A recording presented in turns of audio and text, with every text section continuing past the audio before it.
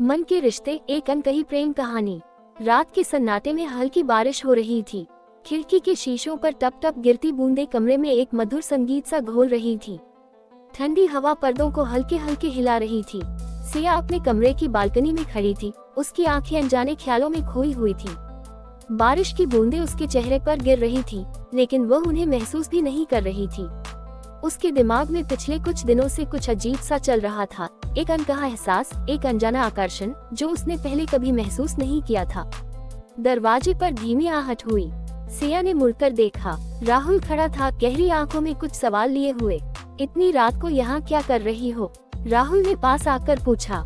सिया ने हल्की मुस्कान दी और धीरे से कहा, बस यूं ही, बारिश देखने का मन था। राहुल चुपचाप उसके बगल में खड़ा हो गया। ठंडी हवा में भी उनके बीच एक अजीब सी गर्माहट थी। कुछ देर की चुप्पी के बाद सिया ने धीरे से कहा, राहुल, कभी कभी लगता है कि हमारे बीच जो है वो बस एक आम रिश्ता नहीं है। राहुल उसकी तरफ देख रहा था। उसकी आंखों में एक अजीब सी बेचैनी थी। मैं भी यही सोच रहा था, उसने धीरे से कहा। सिया ने उसकी ओर देखा। उसकी आंखों में सवाल थे, लेकिन उनमें भरोसा भी था। राहुल ने धीरे से उसका हाथ पकड़ा और उसे अपने करीब खींच लिया। अब उनके बीच कोई फासला नहीं था।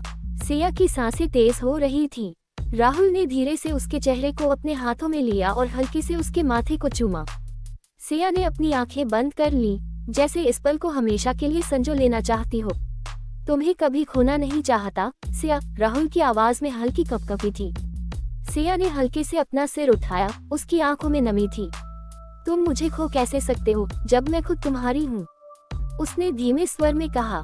राहुल ने धीरे से उसके गालों पर अपनी उंगलियां फेरी। उनके बीच अब शब्दों की जरूरत नहीं थी।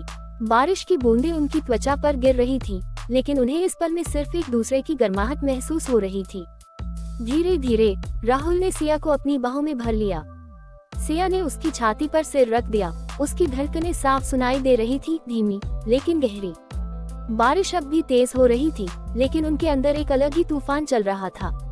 राहुल, हम ऐसा क्यों महसूस कर रहे हैं? सिया ने धीरे से पूछा। क्योंकि हम हमेशा से सिर्फ भाई बहन नहीं थे, सिया।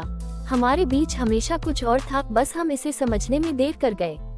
सिया ने राहुल की ओर देखा। उसकी आंखों में अब कोई संकोच नहीं था। तो अब क्या? उसने पूछा। राहुल ने उसकी थोड़ी को हल्के से ऊपर उठाया और उसकी आंखों में देखते हुए कहा, अब हम इस सच्चाई को जीते हैं, बिना किसी डर के। सिया मुस्कुराए और राहुल ने धीरे से उसके होठों पर एक हल्का चुंबन दिया, धीमा, कोमल और अनकहा प्यार लिए हुए।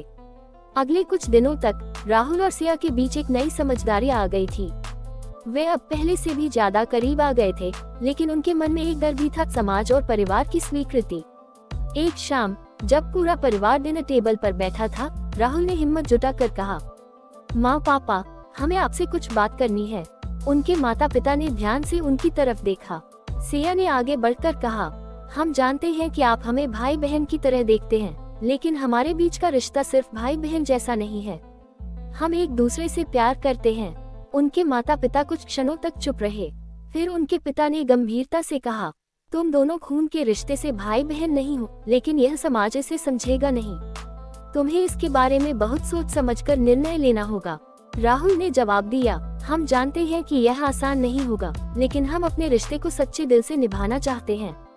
समय के साथ उनके माता पिता ने भी यह समझ लिया कि रिश्ते सिर्फ समाज की परिभाषाओं से तय नहीं होते, बल्कि वे मन से बनते हैं। धीरे धीरे उन्होंने राहुल और सिया के रिश्ते को स्वीकार कर लिया। हालांकि समाज ने सवाल उठाए, लेकिन उन्होंने अपने प्यार और विश्वास से हर चुनौती का सामना किया।